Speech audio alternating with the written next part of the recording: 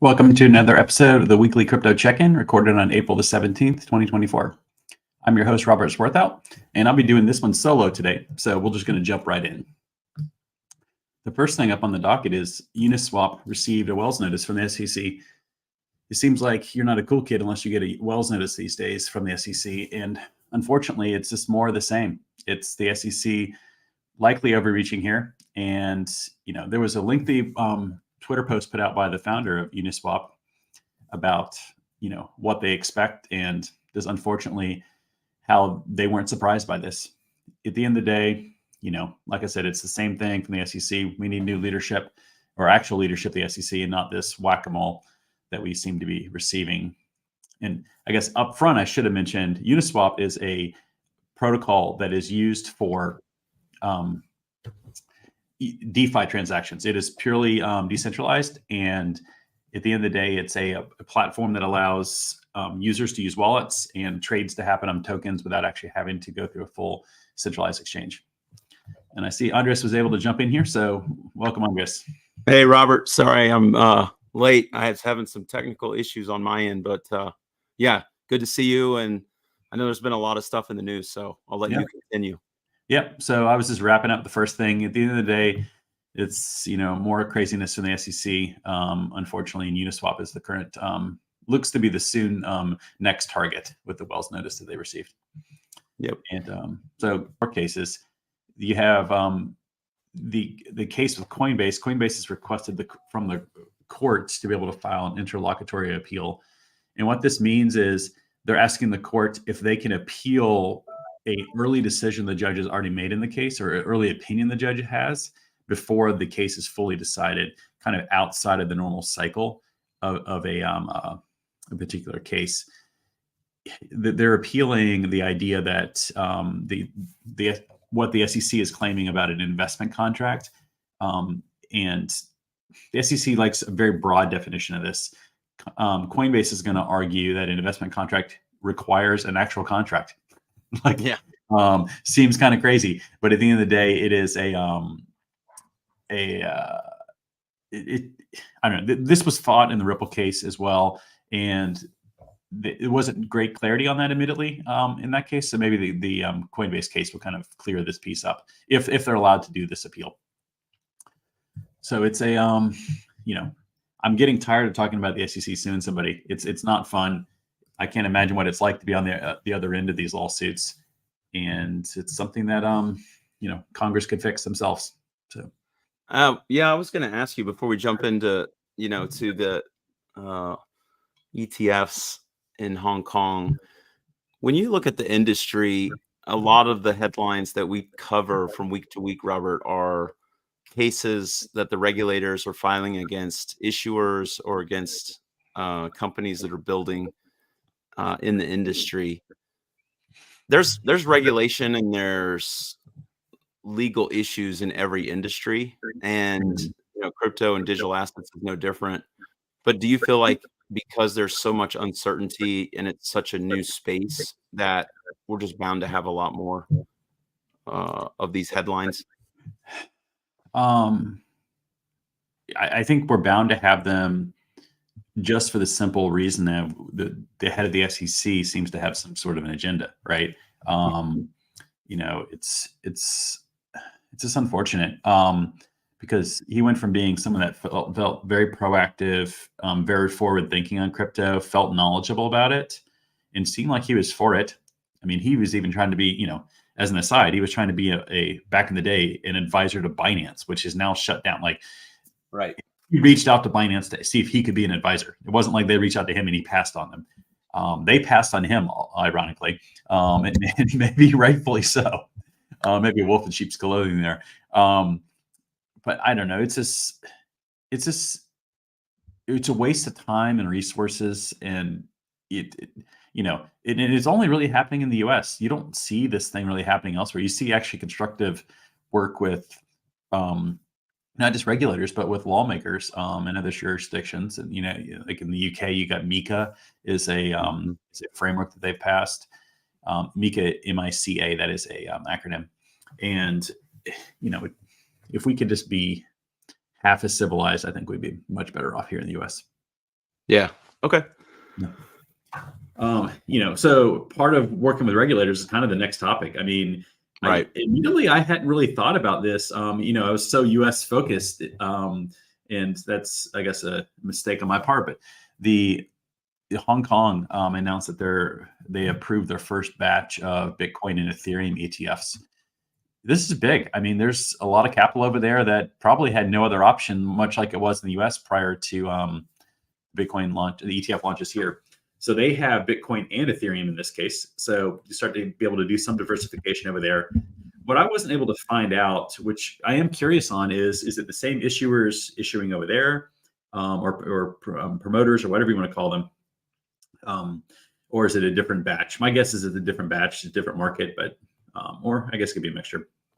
I saw one report that Bloomberg's lead ETF analyst predicted that these ETFs, and I'm not sure what basis he's making this comment, he didn't expect that they would amount to much in the way of assets. So we'll have to report back over the next few months to see once they start trading, if they gather assets or not.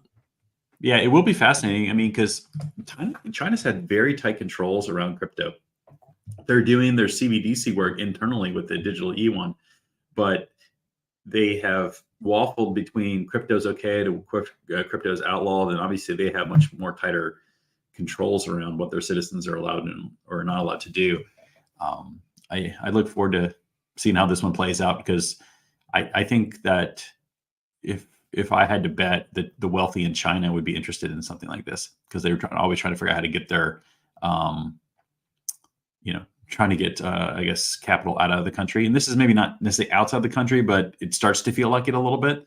So I don't know. It will be fascinating. Yeah. I think, like you've said over the last number of updates that we've done with respect to regulation, the Europeans and the Asian region have been far ahead of the US. And as a result, a lot more investor receptivity and adoption to the space. And I think we both feel that we're quite early overall in this industry here in the US with respect to capital markets and the impact that the space is going to have on traditional finance. Just pick one sector. I know we're going to talk about real estate here next, but it will be interesting to see what happens in Asia and in Hong Kong, because there's a lot of assets and capital that go there from China and other parts of the world. So yeah, absolutely. Yeah, it's I think that while it feels like this is taking forever from our perspective, I think that the average person who's not paying attention to it, is going to wake up one day and all of a sudden it's going to be all around them, whether it's tokenization or different crypto. That may be 5 years away from now, but it's going to be in some ways it's going to feel like a big bang moment, I think, to some people or most people, when in practicality, this is potentially a multi-decade long journey to get to that point. So we will see. So this next item, number 4 on the list, property deeds can now be put on chain. I did a double take, admittedly, when I read this headline. Like, I've been saying this is coming for years. I didn't think that we were anywhere close to it. But the idea that you could mint, quote unquote, mint your deed on chain, and you can view it through the Coinbase wallet app. There's a bit of a partnership going on there. Was so cool. I was like, man, obviously we're not about to see this be widespread. There's so many jurisdictions that if you called your local, clerk of court to ask them about your on-chain deed, they're going to be like, "What language are you speaking?" Right. Like, we have a ways to go on this one. Wrong office. Yes, wrong office. Yeah. But at the end of the day, I think it's something that we obviously the first one has to happen for there to be multiple ones, and at least this one appears to be the first one out of the gate. So fun times ahead. Yeah, it's the first of many. I remember, when I first got into the space, which is more recent than you, and started paying attention to the headlines and investing, that I would hear about the promise of blockchain and, securities and private fund interests, and all these things were going to be on the chain. And we're starting to see some of that adoption. But yeah, real estate was always listed as one of the top use cases, Right. I and mean, it's we're starting slow to and it has see a that. lot of friction, right? I mean, like it's ripe for some improvement, in my opinion. Yeah, It's, the average mortgage here, it takes probably 30 days for the average person to get. yeah, if they're lucky. If Yeah, it, so why is a property deed important to be on a chain? Well, if it's on chain and it's verifiable with a signature, an electronic signature, not your hand signature, but like a transaction effectively, you can prove that you own it. Then all of a sudden, the whole idea of who has ownership of something and you needing to buy title insurance goes out the window. Like attorneys are not going to be happy about this when it takes over, because that it literally is going to kill that business, in my opinion. So there's cost savings there for the buyer, and then you start looking through what part of the transaction can you put in some electronic form that can be easily manipulated or pushed along quicker. And I wouldn't be surprised if if we fast forward, I don't know, 10 years or some long period of time, that a house transaction mortgage will be done in, 24 hours seems really short, but less than a week. It just seems like we are headed towards something a little bit more modern, which is pretty yeah, exciting. yeah. I think you're absolutely right. The settlement of a stock Mhm. security is typically T+3, meaning 3 days to settle. Mhm. And I got a notice the other day from on my Robinhood account that I think they've moved to T+1. Right. And obviously, where the industry is moving with technology from this space, this industry is Mhm. instant settlement and the Absolutely. ability to verify funds and not having to deal with, did the money arrive? I raised capital for a long time, and we always would get phone calls from nervous advisors who wired funds and needed to Yeah. know, did the funds settle? Right. I think the other thing that's really kind of interesting is when you look at the evolution of investing in the private markets. The regulators created uh, new with the Jobs Act. A number of years ago, it was Mhm. a piece of legislation that was really intended for smaller companies to access capital and not have to go through the quite difficult, complex, expensive, time-consuming IPO process. And the Jobs Mhm. Act did, in fact, have uh, a lot of ramifications, and one of which was the creation of the fractional investing space, which has now become quite popular, where people can invest using what's called Reg A and Reg A Plus. Mhm. And instead of having to invest, let's say, 100,000 or $1 million into a private investment, you can now invest as little as 1,000 or Right. $2,500. I think with the advent of the technology and the growth of this Mhm. technology, that number will come down, and it will Right. also dramatically increase, like you said, the ability to sort of say ownership can trade hands quickly. Mhm. Um, and I think it's just going to be an exciting next decade in the security and in finance industry. Yeah, it's I think a lot of black boxes are going to be opened up, or they will going to be routed around, and the new technology will is much more transparent, which is something that I appreciate. But for a lot of this to happen, we need legislation. like, Yeah, that's right. um, and we probably are like beating a dead horse here, but uh, you know, I I think there's certainly different schools of thought. I'm tired of thinking that I think that legislation's coming. I'm tired of Congress, letting me down there.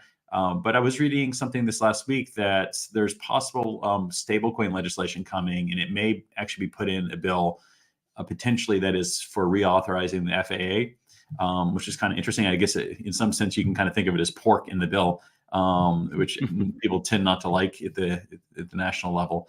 Right. Um, or there's a bill later on that's a chance through the NDA, whatever, some kind of aid bill, which people are probably tired of that as well. So, I don't know. Like stable coins, the first thing that needs to happen. There seems to be more interest in it. There's a lot of news around stablecoin. We talked about last week, Ripple launching their own stablecoin. You have some stuff happening in Europe around stablecoins, and you have this. And recently, the Treasury talked about it in a press Doesn't conference. So PayPal have a stable coin now? PayPal has one. Yes, kind of. My understanding is it's not one that you can use across multiple chains. It's more of a in-house stablecoin of sorts within Okay. your PayPal account, and maybe within Venmo, their little universe. If it goes outside into the crypto lane, I've never seen it anywhere else. So I may be wrong on that, but a true stablecoin is available at least across multiple chains, in my opinion. And if you can get in that business and get some volume, it's a great business to be in, especially where interest rates are at. So get those fees. Just not the fees, you get the interest and kind of get to keep it. So Yeah. Well, I know that I was sharing with you one of the interesting factoids that I heard on my trip to New York last week, and one of the meetings I had was with the CEO of Bitwise.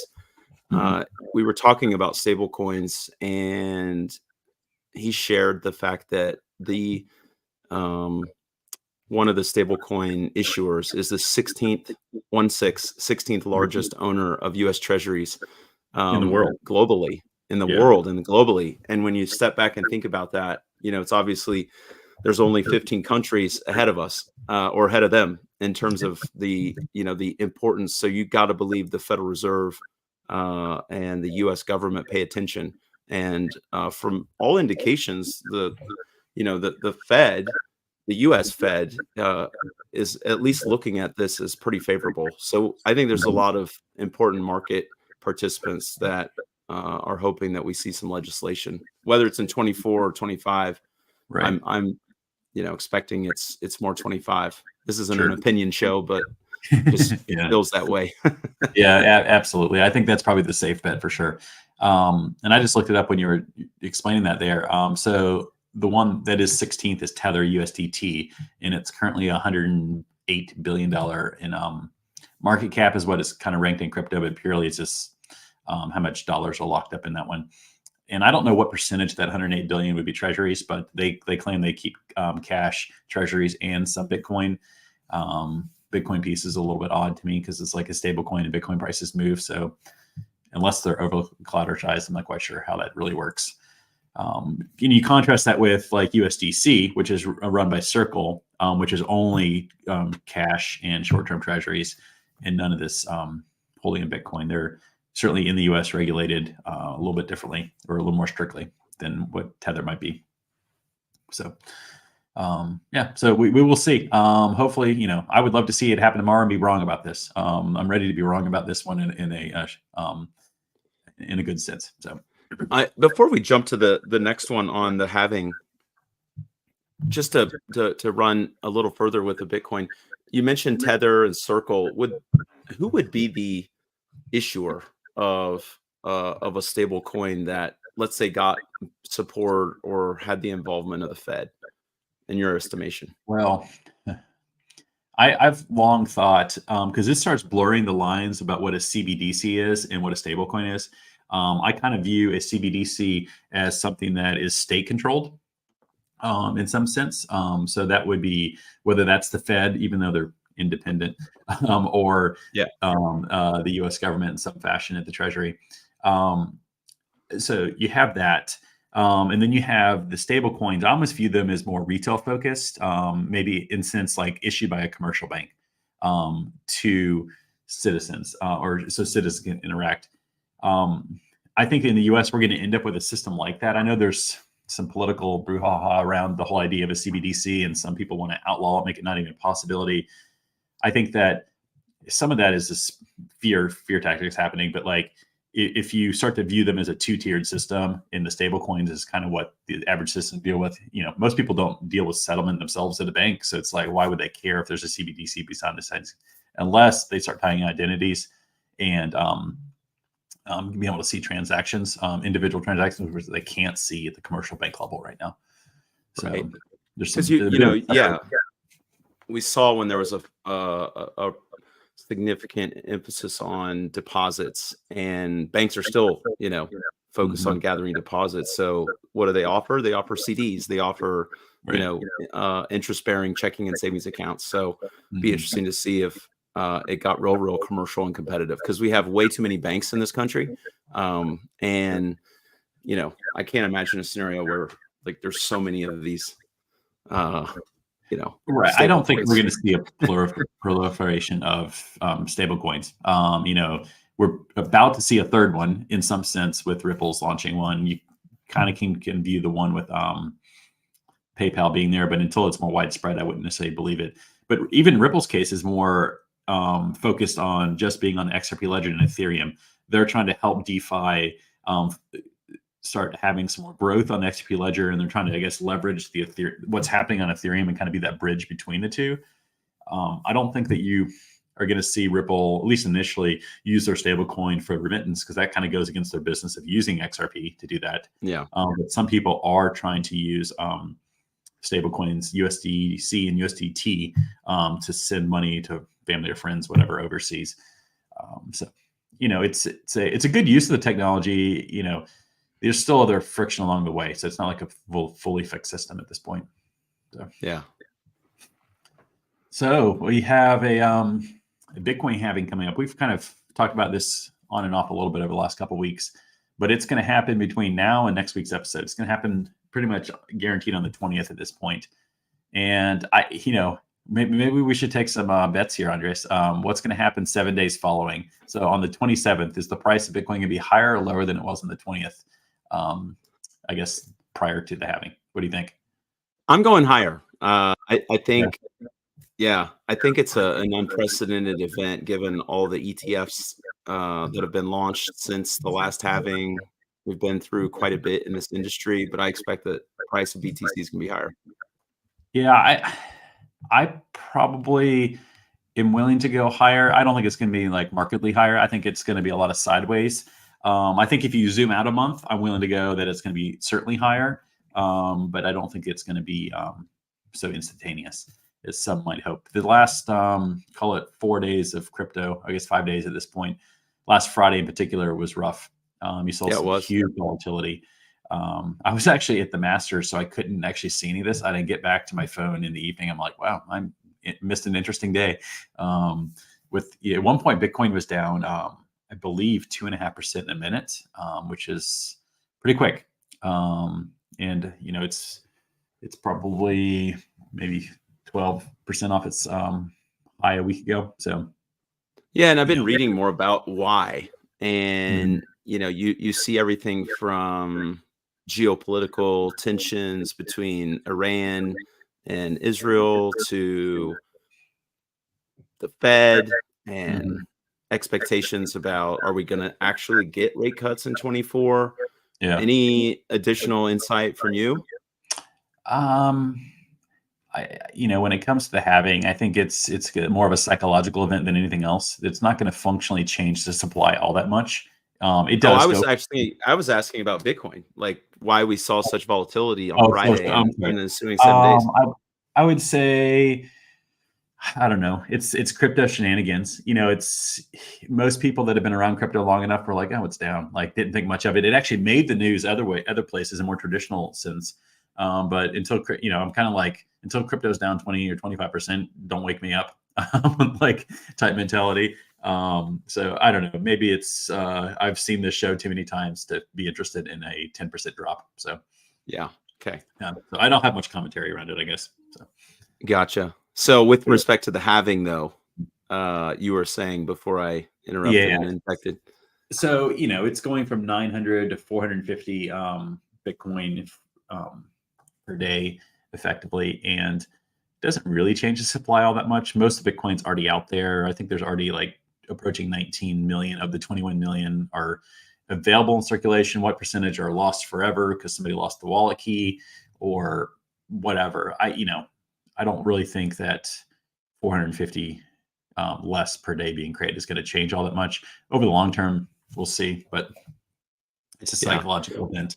It is part of the cycle that we're in. So one thing I saw last night in the news, which I wanted to ask you about, is I saw in one report that of the 21 million Bitcoin, at this point, industry analysts believe that the ETFs that have been launched own around 20% of the Bitcoin supply. Does that sound about right to you? No, that seems too high, because 20% would be of the current float. 19. So that'd be like 3.6 million, 3.8 I million. think that's too high. Way Yeah. too high.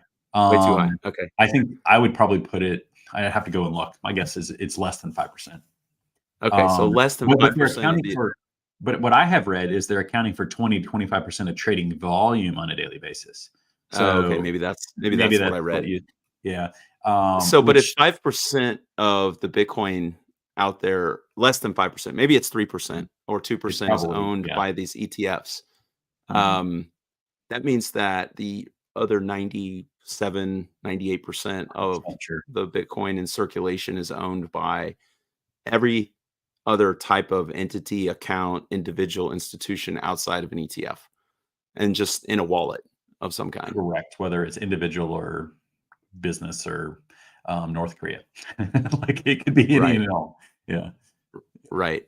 What are the ramifications if that percentage increases significantly into like a registered product? It, And it it, not significantly like 2 to 10%, but just sure. 2 or 3% to 5%. Right. Well,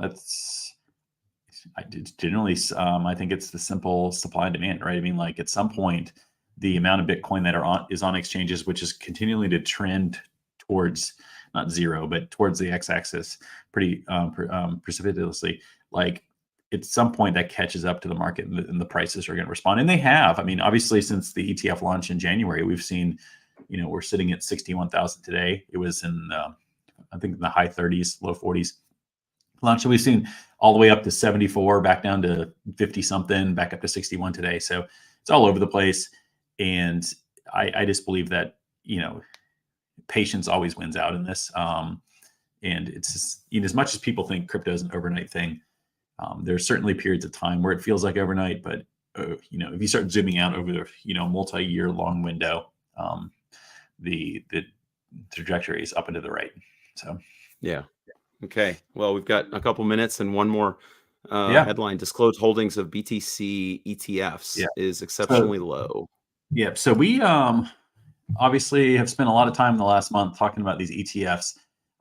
This was from Eric uh, Balkanas, the guy at Bloomberg that does ETF Oh, stuff, yeah. and he was saying how currently for IBIT, so the biggest ETF out there, there's only 30 different firms reporting on a 13F that they actually hold that right now.